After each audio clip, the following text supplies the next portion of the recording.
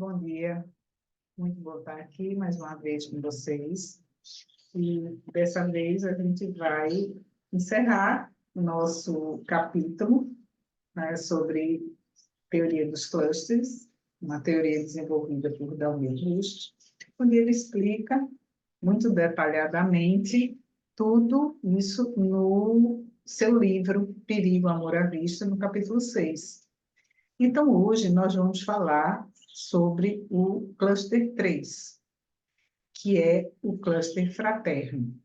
Para quem não vem acompanhando, né, as nossas gravações sobre esse capítulo, eu indico que você vá atrás um pouco nos vídeos do canal, que nós temos desde o início sobre o conceito de cluster, depois passando pelo cluster 1, que é o cluster materno, onde a palavra é ternura, é aconchego, onde a gente aprende a ser suportado, né? A ser cuidado e a cuidar. E depois o cluster 2, que é o cluster paterno, onde nós aprendemos a autonomia, a liderar, né?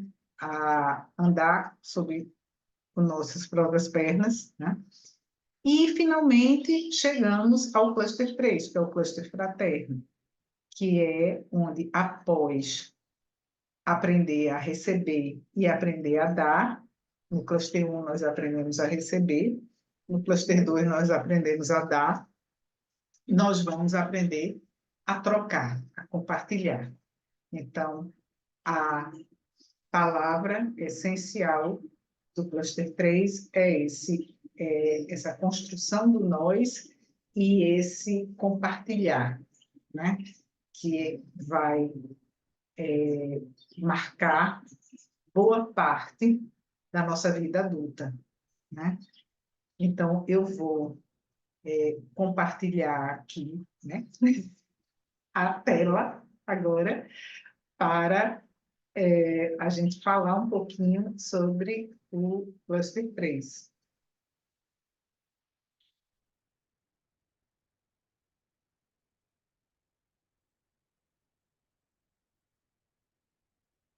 Bom, então, no cluster 3, como eu falei antes, nós vemos a construção do nós, é marcada pela relação fraterna, ou seja, quando a criança começa a se relacionar com irmãos, com primos, com amigos, pessoas que tenham uma relação simétrica, né? Então, são vínculos, se os outros vínculos são vínculos assimétricos, agora a criança se encontra numa relação simétrica. Então, é um convite a uma perigosa e responsável capacidade de opção permanente. Vocês lembram que quando a gente fala no cluster 2, começa o início das escolhas, das opções. Se a gente vive bem o cluster 2, nós conseguimos um embrião da estrutura sociométrica, que é essas afinidades, essas escolhas, essas indiferenças, essas rejeições, nós vamos começando a treinar e suportar isso. E aí, no cluster 3, nós temos liberdade para fazer escolhas, para associações, para optar por vincular com uma pessoa, optar por não vincular com outra, escolher de acordo com a situação e ter liberdade nesse fluir e assumir as escolhas, que o mais importante é isso, é quando eu escolho fazer algo com alguém, de forma livre, eu assumo que escolhi e começo a trabalhar junto, a compartilhar isso. Então, as palavras do vínculo fraterno, né, que é esse vínculo do cluster 3, é a simetria, como eu vinha falando, são relações entre iguais, né? Vai pesar muito a capacidade de compartilhar, né? Se a gente passou bem pelo cluster 1 e cluster 3 e 2, no cluster 3 é esperado que a gente possa compartilhar, mas também existe a competição, o rivalizar, o negociar e o pactuar. Então, aqui a gente já começa a observar uma coisa, a diferença entre competir e rivalizar. Competir é algo natural, é algo que existe entre pares. Agora, numa competição, como, por exemplo, uma competição esportiva, que é interessante, todos os atletas, eles treinam, dão o seu melhor e vão num fair play, né, num jogo justo, que vença o melhor. E a gente admira e aplaude quem é melhor do que a gente, e essa pessoa que é melhor do que a gente serve de inspiração para a gente ser ainda melhor, para a gente se superar, né? Existe um respeito. Já quando a gente rivaliza, não. No rivalizar, eu quero o que o outro tem a todo custo, mesmo que eu precise destruir o outro, passar por cima do outro para ter o que ele quer. Então a pessoa faz tudo, mesmo que não seja muito justo, não seja muito lícito. Então, isso é um lado que é negativo das relações simétricas. É uma pessoa que realmente não conseguiu desenvolver legal esses clusters e não vive uma estrutura mais íntegra com ela mesma e não é capaz de olhar o outro como um nós, fazendo esse outro é parte de mim também. Então, nós todos somos parte de uma unidade, né? Então, quando eu vejo que existe um nós, que o outro também é parte de mim, eu sou parte do outro, o outro ganhando, eu também fico feliz porque eu consigo aplaudir a vitória do outro e admirar o outro. Quando eu não consigo isso, essa capacidade de sentir, eu me isolo, eu sou sozinha e o outro é diferente de mim, é um rival, eu não fico feliz com a felicidade e o sucesso do outro. Eu vou ter inveja. Então, normalmente, são pessoas que não passaram muito bem pelo cluster 1. Qualquer coisa, vocês voltam lá para o cluster 1 para ver a estruturação da inveja, tá?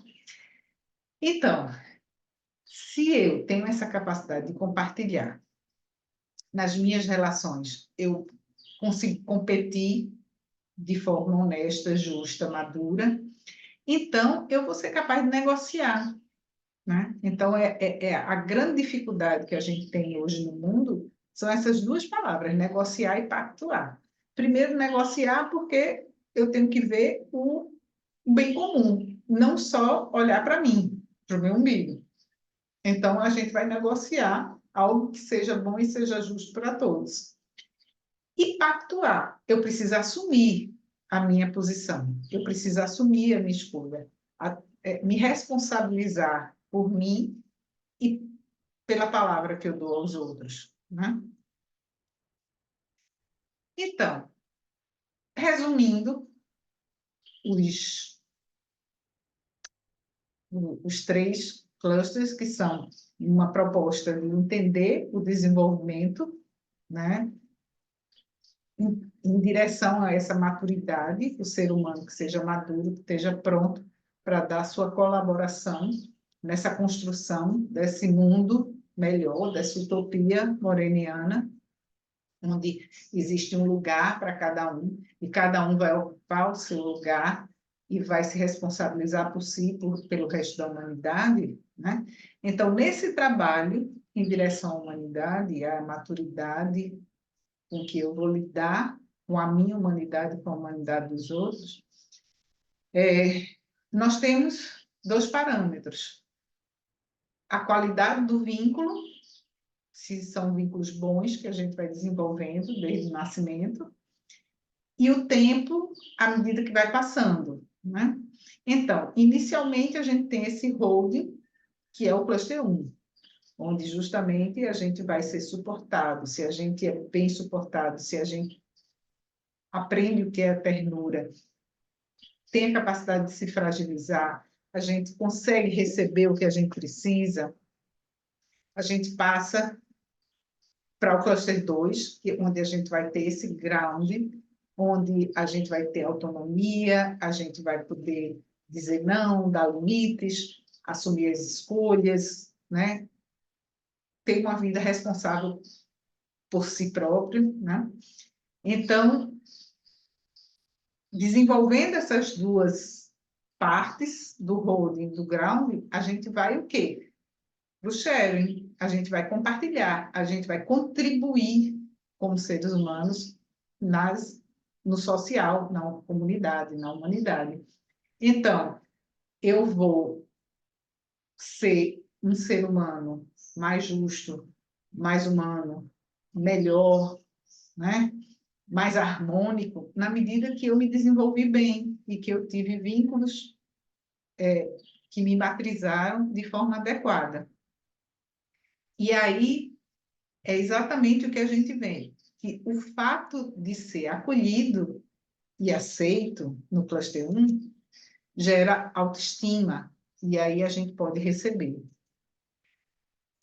Eu poder ter sido suportado, no sentido de ter suporte para fazer o que eu quero, né? É aquela figurinha do adulto que ajuda a criança a andar de bicicleta, a ficar em pé nos próprios pés, e ela ter segurança de que, se por acaso ela fraquejar, tem alguém ali para dar o suporte para não se arrebentar, né? Vai gerar autonomia, vai gerar coragem para a ação, né? Esse poder dar.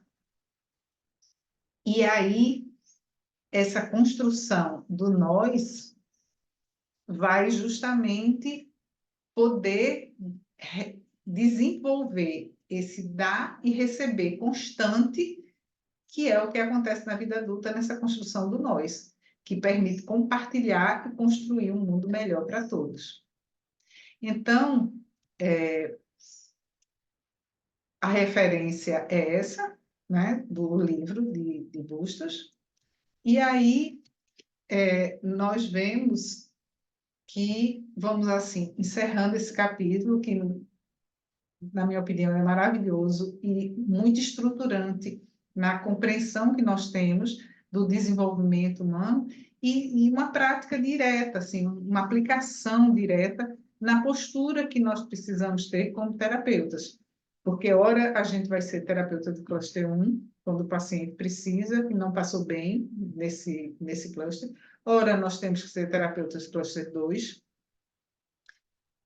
e ora a gente vai ser terapeuta do cluster 3. Então, a gente precisa rever a nossa história também, para que nós mesmos possamos nos desenvolver, crescer cada vez mais, e assim ajudar os outros e desenvolver o nosso cluster 3 também, certo? Então, eu vou ficando por aqui, convidando vocês para continuar conosco no próximo ano, que aí iremos reabrir, né, nossas atividades, com sempre o grupo é que vai decidindo que foco nós vamos dar, onde nós vamos botar a luz, de acordo com o interesse do momento, que vai ser, nós vamos ver em janeiro do próximo ano. Então, bom Natal, boas festas e até lá, continuando nessa nossa construção.